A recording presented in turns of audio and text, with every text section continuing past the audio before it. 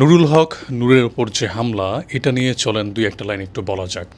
রিকশার মধ্যে রক্তাক্ত অবস্থায় কয়েকজন মানুষ মিলে ধরাধরি করে হসপিটালে নিয়ে যাচ্ছে, এরকম একটা ভিডিও যখন দেখলাম আমি প্রথমে ভাবছিলাম যে গণ অধিকার পরিষদ এবং হচ্ছে গিয়ে আপনার ওই জাতীয় পার্টি, এই দুই দলের সমর্থকদের মধ্যে একটা সংঘর্ষ হয়েছে এবং সেটার পর এরকম কিছু একটা হয়েছে, আমি প্রথমে এটা ভাবছিলাম।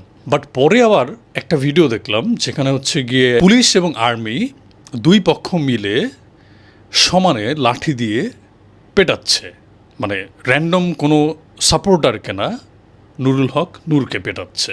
5ই আগস্টে যে গণ অভ্যুত্থানটা হয়েছে, এইটার পর সেই সংস্কার বা পরিবর্তনের চিন্তা ভাবনা মানুষের মাথায় ছিল, সেই পরিবর্তনটা আসলে কোথায় হয়েছে এই হিসাবটা আসলে একটু মেলানোটা খুবই দরকার।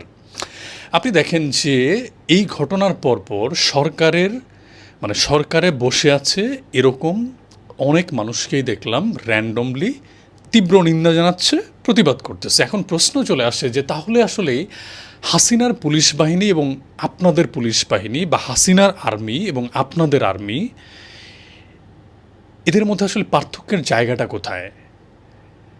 আপনারা প্রতিদিন আপনাদের ফেসবুক পেজে, ফেসবুক প্রোফাইলে অনেক অনেক পজিটিভ জিনিসপত্র শেয়ার করতেছেন, আপনারা বোঝানোর চেষ্টা করতেছেন যে আপনারা আসলেই একটা পজিটিভ, একটা নতুন বাংলাদেশ আপনারা গড়ার দিকেই আগাচ্ছেন।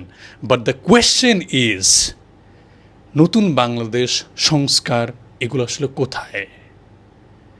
নতুন বাংলাদেশ, সংস্কার, এগুলো বলে তো আসলে প্রতিদিন চিল্লাইলেই নতুন বাংলাদেশ এবং সংস্কার হয়ে যাবে না। এটা মানুষ ফিল করতে চায়।